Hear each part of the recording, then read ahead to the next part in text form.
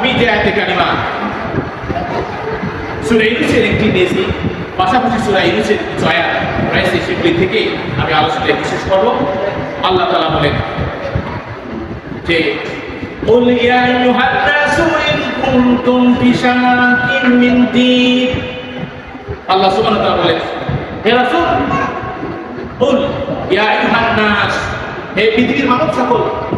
আল্লাহ বলেন, হে রাসূল তুমি বলে দাও পৃথিবীর মানব সকলকে, ইন কুনতুম ফি শাকিন মিন দীনি, আল্লাহর যে দ্বীন, আল্লাহর ইসলাম, এর ব্যাপারে যদি তোমাদের কোনো মতানৈক্য থাকে, ইখতিলাফ থাকে, সন্দেহ থেকে যায়, আল্লাহ তাআলা বলেন ফালা আবুদুল্লাযীনা তা'বুদুনা মিন দুনিল্লাহ ওয়ালাকিন আবুদুল্লাহাল্লাযী ইয়াতাওয়াফাকুম ওয়া উমিরতু আন আকুনা মিনাল মুমিনিন। আল্লাহ তাআলা বলেন, হে রাসূল তুমি বলে দাও পৃথিবীবাসীদেরকে যারা দ্বীনের ব্যাপারে সংশয় গ্রহণ করে, সন্দেহ করে, আল্লাহ তাআলা বলেন ফালা আবুদুল্লাযীনা তা'বুদুনা মিন দুনিল্লাহ, আর আল্লাহকে বাদ দিয়ে যারা দেব-দেবীর পূজা করে, গাছের পূজা করে, চন্দ্রের পূজা করে, সূর্যের পূজা করে, আল্লাহ তাআলা বলে হে রাসূল তুমি বলে দাও ওয়ালাকিন আবুদুল্লাহ, তোমরা তার ইবাদত করো, আমি তার ইবাদত আমি রাসূলটা করি না। অর্থাৎ তোমরা যে দেব-দেবীর পূজা করো, অর্চনা করো, আমি এগুলি করি না। আমি করি আবুদুল্লাহ, তিনি ওই সত্তা, যিনি আমার খালিক, যিনি আমার মালিক, যিনি আমার স্রষ্টা, আমি কারিগর। বলেন সুবহানাল্লাহ। শুধু তাই নয়, আল্লাহ তাআলা বললেন আল্লাযী ইয়াতাওয়াফাকুম, যিনি আমার প্রাণ ধারণ করবেন, যিনি আমাকে মৃত্যু দিবেন, ওয়া উমিরতু আন আকুনা মিনাল মুমিনিন, আর তিনি বললেন যে আমি আমি ইরাদা করলাম আন আকুনা মিনাল মুমিনিন, আমি মুমিনদের মধ্যে। বলেন সুবহানাল্লাহ। তাহলে আল্লাহ রাসূল বললেন যে আমি যারা দেব-দেবীর পূজা অর্চনা করে, যারা শিরক যুক্ত ইবাদত করে, তাদের শুধু পূজা করে, দেব-দেবীর পূজা করে, আমি ইহার থেকে আলাদা, আমি আমার স্রষ্টা যিনি, আমি তার ইবাদত করি। এবং তিনি বললেন ওয়ামিতু, আমাকে নির্দেশ করেছে আল্লাহ পাক। বলেন সুবহানাল্লাহ। আন আকুনা মিনাল মুমিনিন, আমি যাতে মুমিনদের দলে শামিল হই, মুমিনদের উপরে থাকি। বলেন সুবহানাল্লাহ। সম্মানিত উপস্থিতি, তাহলে আল্লাহ রাসূলকে আল্লাহ তাআলা বললেন তুমি নির্দেশ দাও যে তুমি মুমিনদের সাথে, কার সাথে বলেন মুমিনদের সাথে, বিশ্বাসীদের সাথে আমি রাসূল আছি। সুবহানাল্লাহ। সম্মানিত উপস্থিতি, তাহলে আমরা মুসলিম, আমরা মুসলমান দাবি করে থাকি, কিন্তু আমাদের এই মুসলমানের পিতা কি বলেন তো? মুসলমানের পিতাকে, আমরা যে মুসলিম, আমরা যে মুসলমান, আমাদের পিতাকে আছে কিনা? আমার উপস্থিতি, এর আগে এই 16-17 বছর রাজত্ব করে গেল শেখ হাসিনা, ঠিক কিনা? তারা সেই মুজিবকে জাতির পিতা হিসাবে প্রচার করেছে, বলেছে কিনা দেশবাসী? সকলেই কিন্তু করেনি। তার অঙ্গ সংগঠন দলগুলি প্রকাশ করেছে জাতির পিতা হলো শেখ মুজিবুর রহমান। নাউজুবিল্লাহ, বলে নাউজুবিল্লাহ। জাতির বল কি? পৃথিবীর সকল মানুষ, সকল মানুষের সে পিতা, ঠিক কিনা? জাতি দিয়েছে, পৃথিবীর মানুষ দিয়েছে। কিন্তু আল্লাহ তাআলা বলেন যে আমি আল্লাহ তাআলা মিল্লাত আবিকুম ইব্রাহিম ওয়া সাবাকুম মুসলিমিন। বলেন সুবহানাল্লাহ। আমাদের যে দল, এই যে দলের কথা আল্লাহ তাআলা তার রাসূলকে আল্লাহ তাআলা বললেন যে ওয়া উমিরতু আন আকুনা মিনাল মুমিনিন, আল্লাহ তাআলা তার রাসূলকে বললেন তুমি বলে দাও, আল্লাহ নির্দেশ করেছেন ওয়া উমিরতু আন আকুনা মিনাল মুমিনিন, তুমি যাতে মুমিনদের দলে শামিল হও। বলেন সুবহানাল্লাহ। তাহলে আমাদের যে আমরা যে মুসলিম, আমরা যে মুসলমান, এই মুসলমানের পিতা হলো ইব্রাহিম। বলেন সুবহানাল্লাহ।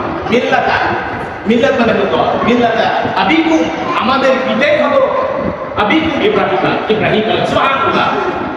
ওয়া সাবাকুমুল মুসলিমিন, আর আমাদের যে নাম মুসলমান, আমরা মুসলিম, এটা তিনি রেখেছেন, তিনি এটা সত্যায়িত করে গেছেন যে আমরা মুসলিম। বলেন সুবহানাল্লাহ।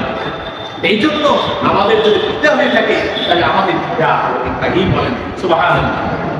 সম্মানিত উপস্থিতি, এই জন্য আল্লাহ তাআলা বললেন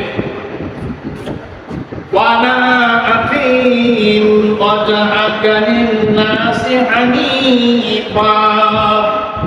আল্লাহ তাআলা বলেন তারা হাবিব রাসূল করিম সাল্লাল্লাহু আলাইহি ওয়াসাল্লাম বললেন ওয়ান আকিমি ওয়াজহাকা, আমি প্রতিষ্ঠিত থাকিলাম লিল্লাযী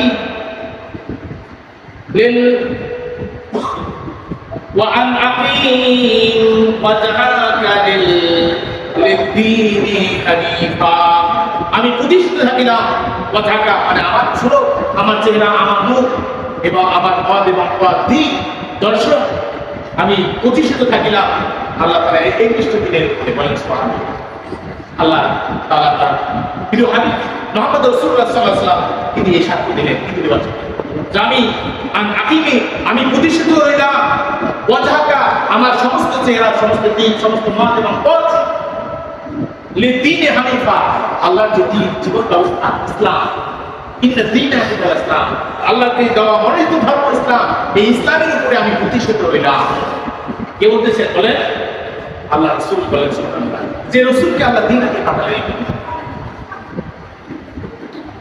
এবং তিনি বললেন ওয়ালা তাকুনান্না মিনাল মুশরিকিন, এবং আমি ওয়া তাকুনান্না মিনাল মুশরিকিন আমি মুশরিকদের অন্তর্ভুক্ত নই। বলেন সুবহানাল্লাহ। আল্লাহ রাসূল বললেন আমি মুশরিকদের অন্তর্ভুক্ত নই, আমি কার অন্তর্ভুক্ত? আল্লাহ তাআলা বলে দিলেন আনা আকুনা মিনাল মুসলিমিন, আল্লাহ আমাকে নির্দেশ দিয়েছে মুমিন তু আনা আকুনা মিনাল মুমিনিন, মুমিনদের দলে যাতে আমি শামিল হই। বলেন সুবহানাল্লাহ। সম্মানিত উপস্থিতি, এজন্য রাসূল বললেন যে আমি দ্বীনের উপরে আমার চেহারা, আমার দেহটাকে চক্ষু নাসিকা অঙ্গ রয়েছে আপাতমস্তক আমি দ্বীনের উপরে আমি একনিষ্ঠ হলাম, দ্বীনমুখী হলাম। আমার মত এবং পথ, সকল চিন্তা চেতনা, সকল কর্ম কাজ একমাত্র দ্বীনের মেহনতে আমি আমার জীবনটাকে অতিবাহিত করব। বলেন সুবহানাল্লাহ। তাই আল্লাহ রাসূল মক্কা এবং মদিনায় 23 বছর পৃথিবীতে দ্বীনের দাওয়াত আল্লাহ তাবলীগ করে গেছেন। বলেন সুবহানাল্লাহ। সম্মানিত উপস্থিতি, শুধু তাই নয়, আমাদের মাঝে আমরা অনেক মানুষ রয়েছি না, ঠিক কিনা?